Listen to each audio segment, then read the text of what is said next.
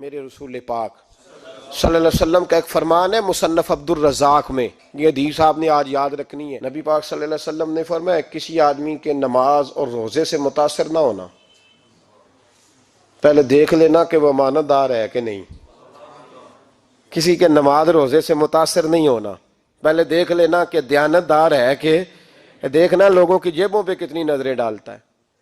فرمایا بہت سارے نماز روزے والے دھوکے بازی کرتے ہیں، دیانتی نہ کریں، اپنے عہدے کا پاس رکھیں، اپنے منصب کا خیال رکھیں۔ عہدہ جس جگہ آپ موجود ہیں آپ کی ذمہ داری ہے۔ میرے رسول پاک صلی اللہ علیہ وسلم نے فرمایا ہر بندہ تم میں سے نگران ہے، اور جو اس کی رعایا ہے اس کے بارے میں اس نے جواب دینا ہے۔ کبھی بھی بددیانتی نہ کریں۔ ہم لوگوں کا پہلے اعتماد حاصل کرتے ہیں، پھر اس اعتماد کو ٹھیس پہنچاتے ہیں۔ اس کا نقصان پتہ کیا ہوتا ہے؟ دنیا میں سب سے کمزور شخص وہ ہوتا ہے جس پر کوئی اعتبار نہیں کرتا۔ جس کا اعتماد ضائع ہو جائے وہ آدمی بکھر جاتا ہے۔ کبھی بھی دھوکہ دہی کی پالیسی نہ بنائیں۔ ہم لوگوں سے مفادات لینے کے لیے اپنے رویے میٹھے کرتے ہیں، اور جب کام نکل جاتا ہے پھر ہمارے رویے بدل جاتے ہیں۔ یہ دھوکہ ہے، یہ بددیانتی ہے، اس کو اللہ رسول نے پسند نہیں کیا۔ میرے نبی پاک علیہ السلام نے فرمایا جس میں 3 باتیں پائی جائیں وہ تو منافق ہے۔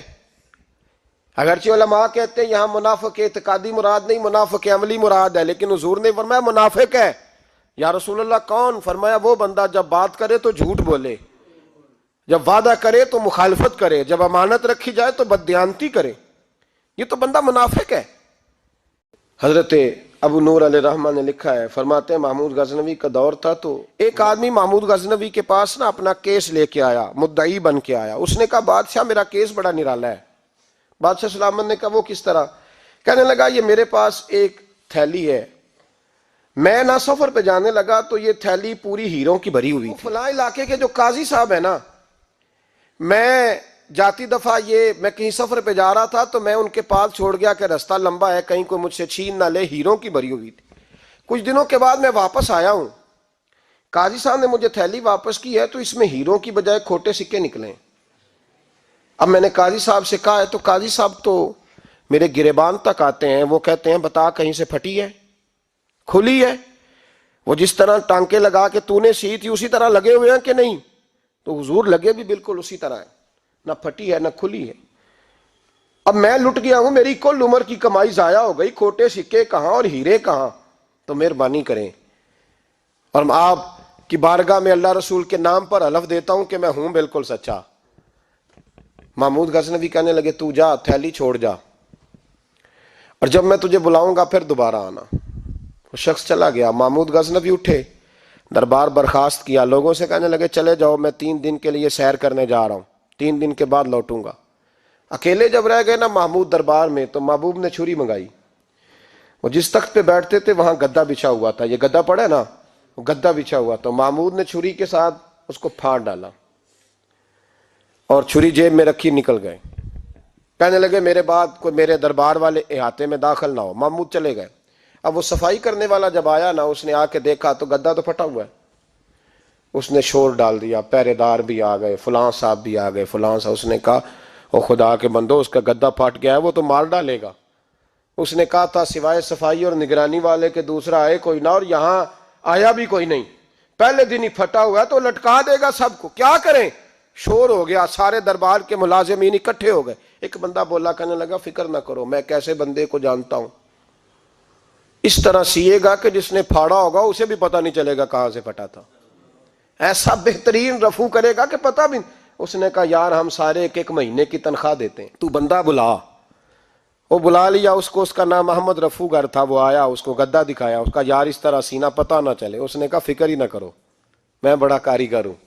بڑے بڑے کاریگر لوگ نہیں ہمارے ملک میں پائے جاتے، کوئی نشان چھوڑتے ہیں پیچھے؟ بڑے کاریگر کا پیسے ہونے چاہیے، بڑے بڑے کاریگر بندے۔ آپ یقین کریں ایسا فلسفہ، یہ عمرہ عبادت ہے نا، سرکار دو عالم صلی اللہ علیہ وسلم کی بارگاہ کی حاضری بڑی نعمت ہے نا۔ تو سعودی گورنمنٹ نے پابندی لگا دی، خیر ان کی بھی زیادتی ہے، اس طرح کی پابندیاں شریعت اسلامیہ میں جائز نہیں۔ اللہ کے گھر مسلمان جب چاہے جا سکتا ہے، لیکن وہ کہتے ہیں جی 2000 ریال دے جس نے 2 سال بعد بھی آنا ہے۔ انہوں نے پابندی لگائی تو ہمارے ایجنٹوں نے بھی کئی خاص ٹریننگ حاصل کی ہوئی ہے، پتہ نہیں کہاں سے سیکھ کے آئے، انہوں نے بھی رستہ نکال لیا۔ ایک صاحب سے میں نے کہا کہ جناب وہ 2000 ریال لگ گیا تو کیا کرنا ہے؟ کہنے کوئی مسئلہ نہیں، پاسپورٹ نواں بنوا لو، گنجائش ہے، یعنی ہر شے کا حل ہے۔ وہ میں نے کہا یار اب عمرہ کرنے جاتے وقت بھی بندہ دھوکہ دے کے جائے، اللہ کے گھر جاتے وقت بھی اس طرح کی حرکت کرے، کیا حال ہو گیا؟ ہر چیز کا لوگوں نے حل نکال لیا، ہر چیز کا لوگوں نے سٹائل بنا لی۔ ایسا نہ کریں، یہ درست نہیں۔ احمد رفو گر کہنے لگا اس طرح سیوں گا کہ پھاڑنے والے کو بھی پتہ نہیں۔ ان کا پیسے لے یار تو سی دے۔ اس نے سی دی، اگلے شام ہی لا کے بچھا دیا گدا۔ تیسرے دن بادشاہ سلامت آئے، آ کے پہلی نظر گدے پہ ڈالی، اس نے بلایا سب ملازمین کو، کہا کس نے سیا ہے؟ کہا جناب کیا ہوا؟ کہا یہ پھٹا ہوا تھا۔ کس نے؟ کہا نہیں پھٹا ہی نہیں۔ وہ کہنے لگے بنو بات، میں خود پھاڑ کے گیا تھا، تو بتاؤ صحیح سیا کس نے ہے؟ کہا جناب آپ پھاڑ کے گئے تھے تو بتایا کیوں نہیں؟ فرمانے لگے اسی لیے تو بتایا نہیں تھا کہ تم خود تحقیق کر لو، بلاؤ بتاؤ سیا کس نے۔ تو بلا لیا، احمد رفو گر آ گیا۔ اس کو جب بلا کے سامنے بادشاہ کھڑا کیا، کہا بھئی تو نے سیا ہے؟ کہنے لگا حضور آپ کے سارے ملازم کٹھے ہو کے آئے تھے، میری غلطی کوئی نہیں۔ کہا نہیں یار تو بڑا کاریگر ہے، میں نے اپنے ہاتھ سے پھاڑا تھا پر مجھے بھی نہیں پتا چل رہا کہاں سے پھٹا تھا۔ اچھا یہ بتا یہ تھیلی جو ہے یہ بھی تو نے سی تھی؟ اس نے کہا جی آپ کے خادم کا ہی کارنامہ ہے، وہ فلانے علاقے کے قاضی صاحب آئے تھے، اس میں سے ہیرے نکال کے تو کھوٹے سکے بھرے تھے، تو مجھے بھی تھوڑا سا حصہ ملا تھا۔ محمود نے سارے گواہ بھی اکٹھے کر لیے، ثبوت بھی اکٹھے کر لیے۔ پھر قاضی کو بلایا، پہلے سارے ثبوت اور گواہ کیس حل کر لیا۔ پھر ہمارے ہاں یہ حال ہوتا ہے کہ مدعی 2-3 ہفتے کے بعد خود ہی ہاتھ باندھ جاتا ہے، کہنا تسی میری جان چھڈو، مجرم پھڑو پاوے نہ پھڑو۔ وہ کہتا ہے مجھے معافی دو، میں رہا۔ ظلم ہے نا، ظلم زیادتی ہے کہ جو بیچارہ اتنے سوال مجرم سے نہیں ہوتے جتنے مدعی سے ہوتے ہیں۔ اب یقین کریں اتنے سوالات ہوتے ہیں، بیچارہ ہف جاتا ہے۔ یہ طریقہ درست تو نہیں، ایک لٹ گیا اور دوسرا طرح طرح کے سوالوں کے جواب دیتا پھرے بیچارہ۔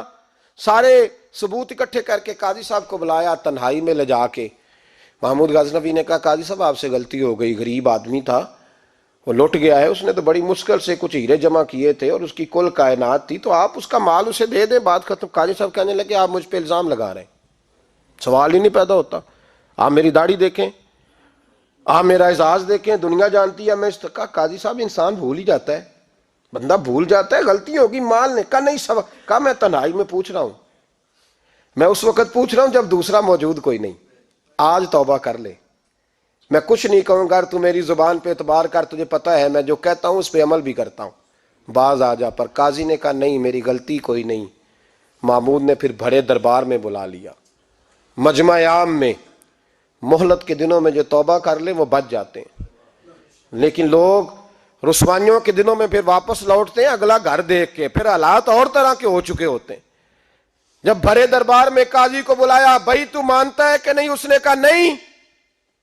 تو کہا بلاؤ احمد رفو گر کو۔ جب وہ احمد رفو گر آیا تو بوڑھے قاضی کی ٹانگیں کانپنے لگی، جملے ٹوٹنے لگے، لفظ زمین پر گرنے لگے، بات صحیح نہیں ہوتی، زبان لڑکھڑانے لگی۔ محمود کہنے لگے قاضی میں نے تجھے کہا تھا وہاں مان جا بات، اب بڑے دربار میں بول۔ تو جب قاضی صاحب کی گردن خود بخود جھک گئی تو دنیا سمجھ گئی، کہا نکل جا میرے دربار سے۔ محمود بولے نکل جا، اتنی تجھے عزت دی، اتنی بڑی تنخواہ دی، قاضی بنایا، اور یہ تھوڑی سی رقم کے لیے، تھوڑی سی رقم کے لیے تو بددیانت ہو گیا، چل چلا جا، نکل۔ قاضی دربار سے نکلا تو لوگ لعنتیں برسانے لگے۔ کل جو دکانیں چھوڑ کے سلوٹ کرنے آتے تھے وہ کہنے لگے اس کی عمر دیکھو، اس کے کام دیکھو، دیکھو اس نے کیا کیا۔ گھر گیا، بچے جن کے لیے پاپ کمایا تھا، جنہاں لی تو پاپ کمائے ہن کتھے نہیں ہو تیرے کر دے۔ وہ بچے کہنے لگے ابا جی ہم تو سکول مدرسہ جانے کے قابل نہیں رہے، امید تھی کہ بیوی ساتھ دے گی۔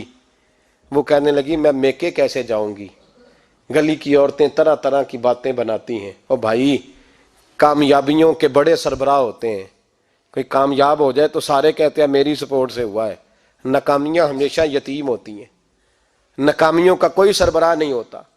جب تک تو قاضی تھا تو بڑے بات تھی، ہر بندہ کہتا تھا رشتہ دار ہے، رسوائی ہو گئی تو وہ تیری آنکھ ہو یا سنگ ملامت کی چبھن، کون پہنچا ہے میرے درد کی گہرائی تک، دور شہرت میں تو یاروں نے کیا یاد بہت، ساتھ آیا نہ کوئی کوچے رسوائی تک۔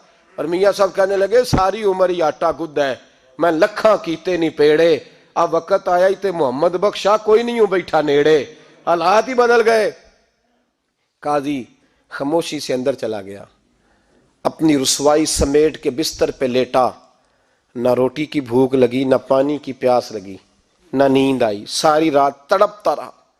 سویرے گھر والوں نے دروازہ کھولا تو روح پرواز کر گئی تھی، دنیا چھوڑ گیا۔ حضرت ابو نور علیہ رحمہ بولے، فرمانے لگے یاد رکھو کبھی بددیانتی نہ کرنا، کبھی۔ یہ تو محمود غزنوی کی عدالت تھی، قیامت میں رب کریم کی عدالت لگے گی۔ اور فرمایا وہاں تو گواہی دینے والا احمد رفو گر تھا، قیامت میں تو تمہارے اپنے ہاتھ پیر گواہیاں دیں گے، ہمارا اپنا وجود گواہی دے گا۔ اور فرمایا یہاں تو لانتے دنیا دار برساتے تھے، وہاں فرشتے ہوں گے۔ اور قاضی کو تو موت آ گئی تھی، قیامت میں تو دوبارہ موت بھی کوئی نہیں آئے گی، وہاں تو رہنا ہے اور سہنا ہے۔ اتنی بددیانتی معاشرے میں، اتنی بددیانتی ہر جگہ۔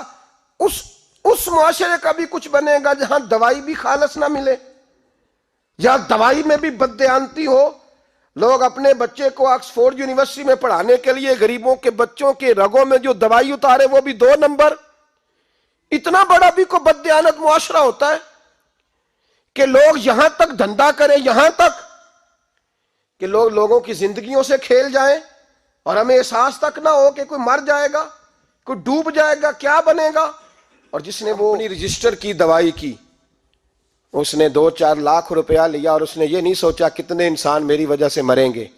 قتل صرف یہ تو نہیں ہوتا گولی مار کے مار دینا، لوگوں کی زندگیوں سے لوگ کھیل جاتے ہیں، لوگ تباہی کر جاتے ہیں، لیکن بددیانتی سے باز نہیں آتے۔ میرے رسول پاک علیہ السلام کے غلاموں، نبی پاک صلی اللہ علیہ وسلم نے ذرا سی بددیانتی، اور صحابہ کا یہ مزاج تھا، اتنی سی بھی کبھی ان سے غلطی ہوتی تو تڑپ جاتی۔